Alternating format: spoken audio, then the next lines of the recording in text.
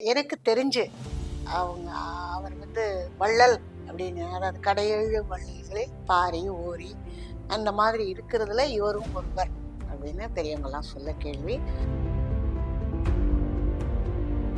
Hour makeup போட்டுக்கிட்டே இருப்பாரா, அன்னைக்கு நடக்கிற சீனுடைய டயலாக சொல்லிக்கிட்டே இருப்பாங்களாம். அவர் வாங்கி படிக்கிறது இல்லையா, சொல்லிட்டு இருப்பாங்களாம். இவ்வளையும் வாங்கிட்டு மறுபடி மானிட்டர் பார்த்து ஒரே டேக்கில் நடிப்பாராம். அவரு சொன்னாராம் ஒருத்தரை, நான் 9 வேஷம் நடித்தேன், நான் தான் பெரிய ஆளுன்னு நினைச்சேன். அப்பா நீ 10 வேஷம் நடிச்ச, நீ எவ்வளோ பெரிய ஆளுன்னு. சூப்பர் ஸ்டார் யாருன்னு கேட்டா சின்ன குழந்தைய சொல்லும் அப்படின்னு வர்றதுக்கு அவர் ஒருத்தர் தான் இருக்காரு. அப்படியே நடந்து அப்படியே ஆழ்வார்பேட்டை வரை வந்தாக்க இவர் அந்த சாங் அண்ட் ட்ராமா டிவிஷனை ஒரு ப்ரோக்ராம் பண்ணுவாங்க. அவருடைய போஸ்டர் டான்ஸ் போஸ்டர் இருக்கும், அங்கெல்லாம் ஒட்டியிருப்பாங்க. போய் அங்கேயே நின்று பார்த்துக்கிட்டேன். நான் ஒரு இடத்துல இப்படியே உட்காந்துருக்கேன். பொம்பளை பொம்பளைன்னு கூப்பிட்றாரு, நம்பியாருங்க என்னமோ கன்னத்தில் கை வச்சுட்டு அப்போ ஒரு சுத்து முழுகுறாங்க. ஐயோ,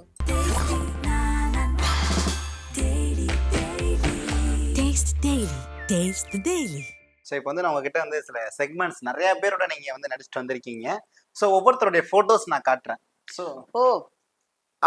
அவரோட மிகப்பெரிய பிளஸ் என்ன, அவரோட நீங்க ஒர்க் பண்ண விஷயம், ஸோ அவர்கிட்ட இந்த விஷயங்களை நான் பார்த்தேன், இவர்னால இந்த மாதிரியான மாற்றங்கள்லாம் வந்திருக்கு அப்படின்னு நீங்க சொல்ல போறீங்க. மாற்றங்கள் சொல்ற அளவுக்குலாம் நான் பெரிய ஆள் இல்லை. ஏன்னா சினிமா துறையில எல்லாரும் இருக்காங்க, அவங்களோட நம்மளும் வேலை பார்த்துருக்கோம். ஓகே ஓகே மேம், நான் எடுத்துடலாங்களா? ஸோ முதல் நம்பர், கண்டிப்பா இவரை பத்தி நான் கேட்டே ஆகணும். எம்ஜிஆர் அவர்கள் ஏழைகளுக்காக வாழ்ந்தவர், ரிக்ஷாக்காரனாக இருந்தவர், வள்ளலாக வாழ்ந்திருக்கிறார். தனி ஒரு மனிதனாக ஒரு கட்சியை தொடங்கி ஆட்சியை பிடித்து எல்லாருடைய மனதில் இதயத்தில் நீ இதய தெய்வம் அப்படின்னு இருந்திருக்கிறாரு. எனக்கு தெரிஞ்சு அவர் வள்ளல் அப்படின்னு, அதாவது கடையேழு வள்ளல்களே பாரி ஓரி அந்த மாதிரி இருக்கிறதுல இவரும் ஒருவர் அப்படின்னு பெரியவங்கெல்லாம் சொல்ல கேள்வி. அடியேன் செய்த பாக்கியம். அடியேன் மீன்ஸ் சத்யா. அவங்க அம்மா பேரு சத்யவதி, என்னுடைய பேரு சத்யா. அவருடைய கையால நாடகத்தில் நடிச்சு ஒரு பரிசு வாங்கினேன். அதுக்கு பிறகு அவர் பார்த்த படங்கள், முந்தானை முடிச்ச படத்துல அவர்கிட்ட அவார்டு வாங்கினேன். அதுக்கு பிறகு இன்னும் 2 படங்கள். அதுக்கப்புறம் அவருடைய படங்களை நடிச்ச சொல்லாதீங்க, 2 படம், நேற்று 2 நாளை உண்மை குரல் இதெல்லாம் நான் நடிச்சேன். பெரிய வாய்ப்பு. அதனால நான் முதல்ல நீங்க ஆரம்பிச்சதே அவர்கிட்டதான் அப்படின்றதுனால நாங்க அவரோட போட்டோ காமிச்சிருந்தோம். யாருக்குமே தெரியாத விஷயம் அவரை பத்தி, நான் அவர்கிட்ட இந்த விஷயத்த கத்துக்கிட்டேன் அப்படின்னா என்ன விஷயம் இருக்கு நம்ம எம்ஜிஆர் அவர்கிட்ட? அப்படி இல்லை, நிறைய விஷயங்கள் இருக்கு. நேரம், அதாவது ஒவ்வொருத்தரையும் சிறு மனிதனாக இருந்தாலும் அவங்கள மதிக்கிறது, மரியாதை கொடுக்கறது. அதுக்கு அப்பாற்பட்டு அவங்க பசியோட வர்றாங்கன்னா அவங்க வீட்டுல உட்கார வச்சு சாப்பாடு போடுறது. சாப்பிட்டியா, சாப்பிட்டுட்டியா, முதல்ல அதுக்கு பிறகு அவங்க யாரு என்னன்னு தெரிஞ்சுக்கிட்டு அவங்களுக்கு என்ன தேவையோ அதை செய்து நம்ம தமிழ்நாட்டுக்காகவும் நிறைய சந்திச்சு நிறைய சாதித்தவர். Super ma'am. இப்ப நீங்க சொன்னீங்க நேரம் தவறாமை, மக்களுக்கு நல்லது செய்யறவரு, இப்படிலாம் எம்ஜிஆர் சொல்றீங்கல்ல. சோ இதே மாதிரி பண்புள்ள நபர் அடுத்து இந்த தமிழ் சினிமா இண்டஸ்ட்ரியில இன்னொரு நபர் இருக்காங்கன்னா அது யார் அப்படின்னு சொல்லல. அப்ப வாழ்ந்தவங்கள்ல பெரிய ஜாம்பவான்கள்ல நீங்க இப்ப சொல்லணும்னா,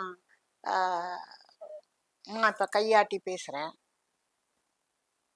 அவரு அப்படி நின்னா சுண்டு விரலாடும், மீசை துடிக்கும், புருவம் ஏறும். தெய்வமே தெய்வமே நன்றி சொல்வே தெய்வமே. யாரு சொல்லுங்க?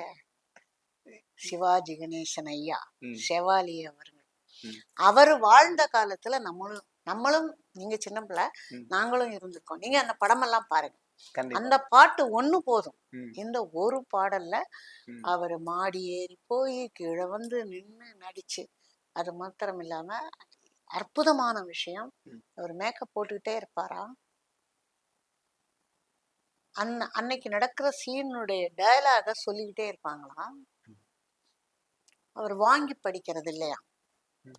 சொல்லிட்டு இருப்பாங்களாம். இந்த சீன், சிவாஜி சாருங்களா? ஆமா, இந்த மேக்கப் ரூம்ல இந்த ம். சீன் நடக்க போகுது, என்னென்னது டயலாக்ஸ், ம். இது வரும், இது நீங்க பேசுங்க, அதுதான் அவ்வளையும் வாங்கிட்டு மறுபடி மானிட்டர் பார்த்து ஒரே டேக்ல நடிப்பாராம், மிக பிரம்மாண்டமா. ம்.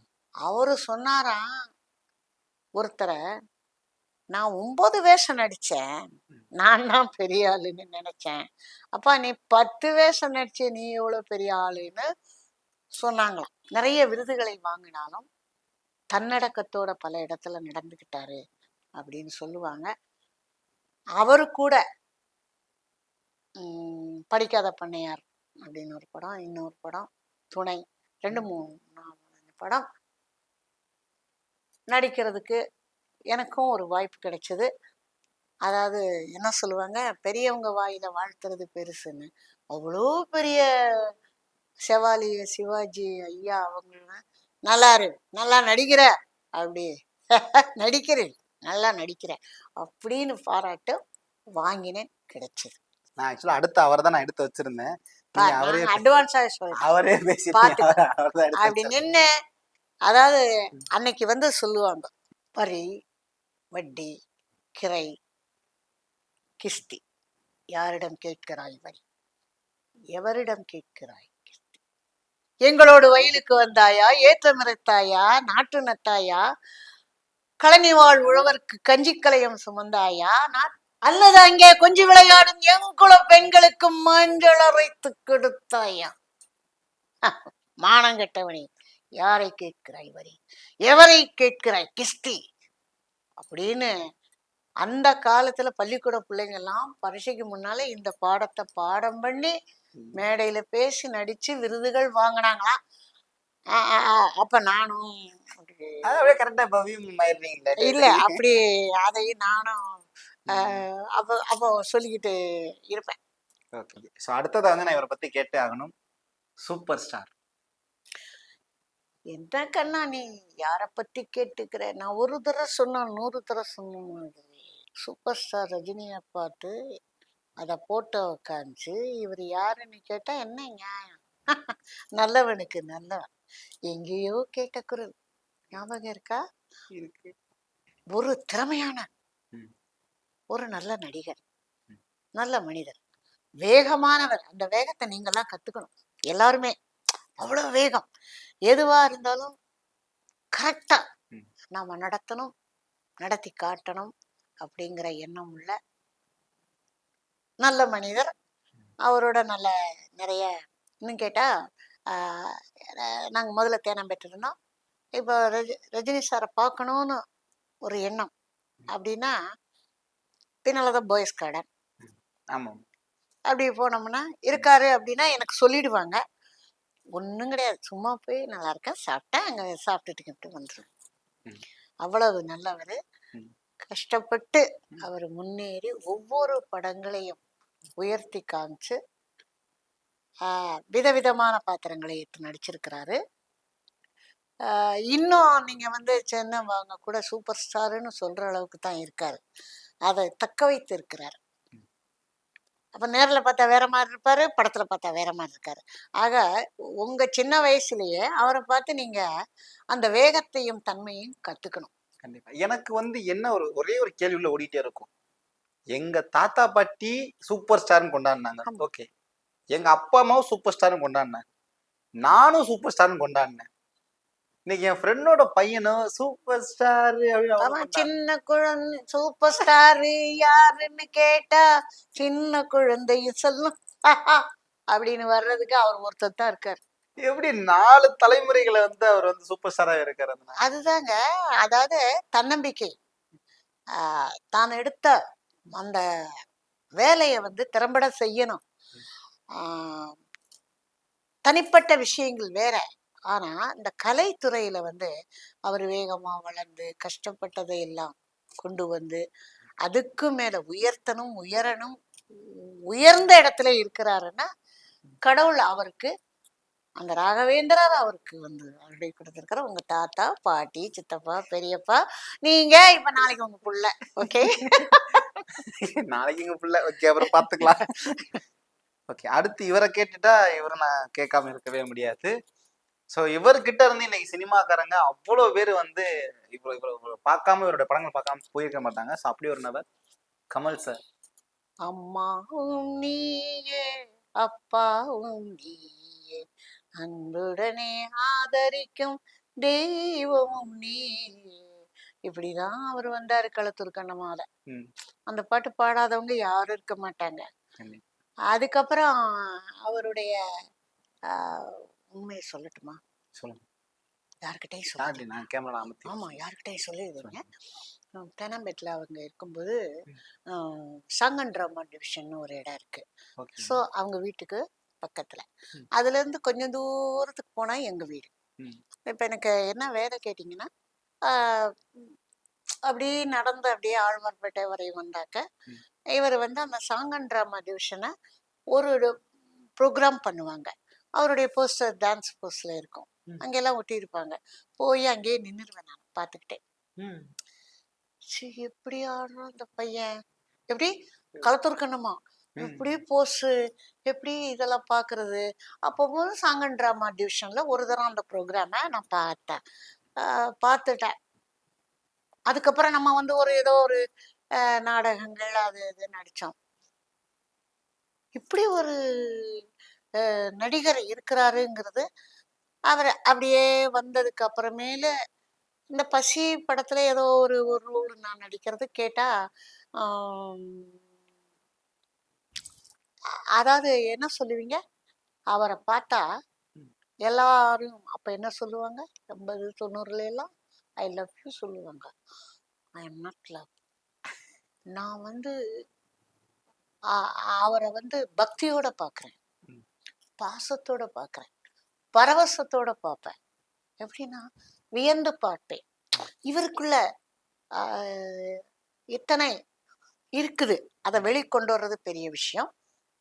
அப்படிப்பட்ட ஒருத்தர் கூட அவருடைய ஃபேனா பசி படத்துல நான் நடிச்சு அவரையே நேரா பார்க்கறதுக்கு ஒரு வாய்ப்பு கிடைச்சு, எந்த இடத்துல அவர் போஸ்டரை பார்த்தனோ அங்கேதான் பக்கத்துல வீடு. ம். ஸோ அந்த கேட்ல போய் நின்று சார் உங்களை பார்க்கணும், சார் உங்களை பார்க்கணும்னு. அப்புறம் சாருகாசன் சார் அப்படி யதார்த்தமா வர இல்லை விரட்ட இல்லை. அப்புறம் இவர் வந்ததுக்கு அப்புறமேலு எப்படி சார் நடிச்சிங்க அப்படி இப்படி கேட்டுட்டு சரி அப்படி புறப்படும் சார் நல்லா நடிச்சு வேற ஒரு பாக்கியம் சார் சொல்லிட்டு சார் ஒரு சின்ன ஹெல்ப் பண்ணு, என்ன வேணும் அப்படின்னாரு. அவர் என்ன, அவரும் இது சீனுன்னு தெரியும், இந்த டைலாக் எல்லாம் கிடையாது. ம். நானா ஒரு ஹெல்ப் பண்ணணும் ம். அப்படின்னு. இல்ல இந்த கல்யாணராமனுக்குத அதுல எப்படி சார் உன்னுடைய அந்த அதெல்லாம் எப்படி சார் அத்தை காணோம் அப்படின்னு. உடனே அப்படி அப்படியா அப்படின்னு அப்படி திரும்பி அதை வச்சு ஐயோ வந்துச்சு. சரி சார் தேங்க்ஸ் வரப்பட்டு வரேன்னு இது சார் சொல்லலை. டக்குன்னு பேப்பர் இது தானே, ஒரு பேப்பர் எடுத்து சார் ப்ளீஸ் ஒரு கையெழுத்து போட்டுக்கிட. கையெழுத்தா? ஆமாம் சார் ஒரு சிக்னேச்சர் போட்டுக்கிடு அப்படி. ம். சரி கண்ணா. ஆமாம் இதை வச்சு என்ன பண்ணுவேன் அவரு இந்த டைமிங் அதான் உன் போட்டோக்கில் மாட்டி வச்சு தினமும் பார்த்துக்கின்னு இருப்பேன். அப்போ தேங்க்ஸ் அப்படின்னு அவர் உடனே தேங்க்ஸ் தேங்க்ஸ் எப்படிங்க Thanks. தேங்க்ஸ் அவர் தேங்க்ஸ் அவர் சொல்லும்போது. ஸோ அவ்வளோ பெரிய ஒரு தசாவதாரம். ம்.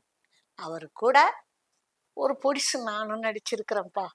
அந்த ஒரு இன்னும் கேட்டாக்க உங்க வீட்டில் எல்லாருமே நான் ஒரு சின்ன திரையில லைவ்ல ஒரு ப்ரோக்ராம் பண்ணேன். ம். வயலும் வாழும் மாதிரி ஒரு ப்ரோக்ராம். ஒருத்தவங்க பாடுவாங்க, ம். அவங்க பாடி முடிச்சோடனே நாங்கள் டைலாக் பேசணும். லைவ் ட்ராமா இது. ம். அந்த பாட்டுக்கு வாயசைக்கணும், ஓகே. அப்புறம் டைலாக் பேசணும். இது லைவ்ல போயிட்டு இருக்கு. இப்போ அங்கே வீட்டில் ம். அவங்க அப்பால இருந்து சாருடைய அப்பால இருந்து ம். அக்கா, சுஹாசினி மேடம் எல்லாரும் அது பார்த்துருக்காங்க. ஏன்னா அப்போ வந்து உங்களுக்கு இத்தனை சேனல்கள் கிடையாதுல்ல. எந்த ப்ரோக்ராமு யாரோ ஒரு இது பாடுறாங்க நடிக்கிறாங்க அப்படின்னு. ம். அதுக்கப்புறமேலு நம்ம இதெல்லாம் பண்ணதுக்கு அப்புறமேலு ஒரு தடவை பார்த்து அது எப்படி நீங்க நடிச்சீங்க, வீட்டுக்கு கூப்பிட்டு சாப்பாடு போட்டு அனுப்பி மன்னி வந்து ரொம்ப உசுரு சரகாசன் சாருடைய மேடம் சுஹாசினி மேடம். அது எல்லாம் வந்து இனி எல்லாருக்கும் பாக்கியம். அந்த கமல் சார் கூட தூங்காத தம்பி தூங்காத, அப்புறம் அது இது இப்படியெல்லாம் நடிச்சு அந்த ஒரு பெரிய பத்மஸ்ரீ கூட நானும் ஒரு சின்ன ஆர்டிஸ்ட் நடிச்சேன், இருந்திருக்கேன். நடிச்சேங்கிறது இன்னும் நடிக்கணும். ஆக நம்முடைய திரை உலகத்துக்கு கிடைச்ச ஃபர்ஸ்ட் பெரிய ஒரு உயர்ந்த மனிதர் சிவாஜி சார். அப்புறம்லாம் நிறைய இருக்காங்க. அதுக்கப்புறம் எந்த பாத்திரம் எடுத்தாலும் ஜொலிக்கிற ஒரு தசாவதாரம் நம்ம கமல் கமல் சார். சூப்பர். நீங்க எந்த பாட்டு எடுத்தாலும் எந்த படம் எடுத்தாலும் உன்னிப்பா பார்க்கணும். பார்த்தீங்கன்னா எல்லா படத்துலையுமே அவருடைய உழைப்பு தெரியும். சின்ன பாட்டுல கூட சரி, சின்ன சின்ன ஆக்ஷன்ஸ் கூட. ஆக நமக்கு கிடைச்ச பொக்கிஷம். அந்த பொக்கிஷத்துல ஒரு தூணு நான். Super ma'am. நான் வந்து கமல் சார்னு ஒரு வார்த்தை சொன்னேன், கிட்டத்தட்ட அவ்வளவு விஷயங்கள் நீங்க ஓ நிச்சயமா நிச்சயமா. இவங்க கூட எல்லாம் இருக்கும்போது நானும் இருந்திருக்கேங்கிறது நானும் ஒரு பெரிய ஆள். சூப்பர். ஸோ நெக்ஸ்ட் இவரை பத்தி நான் கேட்டே ஆகணும். ஸோ இவரு நிறைய பேத்துக்கு பிடிக்காது, எங்க அம்மாக்கெல்லாம் பிடிக்காது. இவன் ஏதாவது பண்ணணும்டா அப்படிலாம் சொல்லுவாங்க. அந்த அளவுக்கு இவரு நடிப்பு இருந்திருக்கு. ஸோ நம்பியார் தெய்வம்ப்பா. என்ன பேசுகிறாய், அவளை காப்பாற்ற முடியுமா உன்னால் அப்படின்னு பேசுற அவரு கூட பாக்கியம் கிடைச்சதப்பா நான் நடிக்கிறதுக்கு. அன்னை வயல்னு ஒரு படம் நான் நடிச்சிருக்கேன். அப்புறம் நாடகங்களுக்கு அவர் தலைமை தாங்கி இருக்கிறாரு. அவர் நாடகத்துல இருந்து வந்தனால அவர்கிட்ட கத்துக்கிட்ட பல விஷயங்கள் நிறைய இருக்கு. பெரியவங்கெல்லாம் முன்ன மேடையில உட்காரும்போது, அரசியல்வாதிகளோ கலைஞர்களோ மேடையில அப்படி உட்காரும்போது எதுக்காக உங்ககிட்ட பின்னால இது கேட்டேன்னு உங்களுக்கு தெரியாது. எல்லார்கிட்டையும் சொல்றேன், நமக்கு கீழே 1000 பேர் இருக்காங்க. அவங்க முன்னால நம்ம காலாட்டக்கூடாது, மேடையில ஆட்டக்கூடாது. அவங்க நம்மள உட்கார்ந்து பார்க்கும்போது நம்ம இப்படித்தான் இருக்கணும். ஏன் கேட்டீங்கன்னா, இத நான் ஒரு இடத்துல இப்படியே உட்கார்ந்து இருந்தேன். பொம்பளை, நாலு பொம்பளைன்னு கூப்பிடுறாரு நம்பியார் ஐயா. நம்ம கண்ணத்துல கை வச்சுட்டு அப்பம் விட்டு சுத்து முழுகுறாம. ஐயோ என்ன இருக்கு, இவரு பெரியவரு, நிமிந்து உட்கார். நான் இப்படித்தானே உட்கார்ந்து இருக்கேன், நல்லா நிமிந்து உட்கார் அப்படின்னாரு. அப்படி உட்கார்ந்தேன். அப்ப அவர் சொல்லி கொடுத்தது அதைத்தான் இந்த அளவும் வந்து நிறைய பேர் பின்பற்றுறாங்க. அப்படின்னா மேடை நாகரிகம்ங்கிறது ஒண்ணு இருக்கு. எதுக்காகன்னு கேட்டா, நீங்க இப்ப பாருங்க, ஏதாவது ஃபங்க்ஷன் நடக்கும்போது யாரோ ஒருத்தர் இப்படி அவங்க பேசுறது இப்படி கேட்டுட்டு இருப்பாங்க. அது இல்ல, எனக்கு கீழே என்னை மதிக்கிறவர்கள், என்னை உற்று கவனிக்கிறவங்க நிறைய பேர் இருக்காங்க. அவங்களால ஆசீர்வதிக்கப்பட்டவங்க நாம. அதனால இந்த கலைத்தாய்க்கு நம்ம இப்படிதான் இருக்கணும்னு அன்னையில இருந்து நான் ஷூட்டிங் போனா இப்படியே தான் உட்காந்துருப்பேன். ஆட மாட்டேன், அசைய மாட்டேன். அவர் நாடகங்கள்ல இருந்த அவருடைய வாழ்க்கை வரலாறு எல்லாம் சொல்லி அந்த மாதிரி ஒரு மகான். அது மாத்திரமில்ல, அவர் வாழ்ந்த வாழ்க்கை எப்படின்னு கேட்டா, அவர் திரைப்படங்கள்ல வில்லனா வந்தாலும் நேர்ல ரொம்ப நல்லவர். நல்லவர் அப்படின்னா எந்த ஒரு அனாவசியமான பழக்கங்கள்,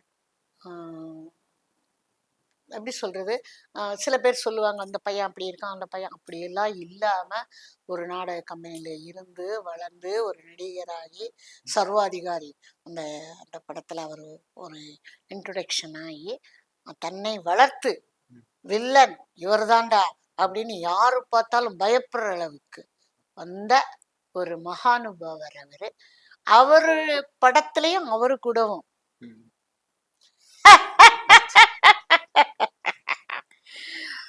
பயந்து விட்டாயா நீ மதுரைக்காரனை கேட்டுப்பார் யார் என்று.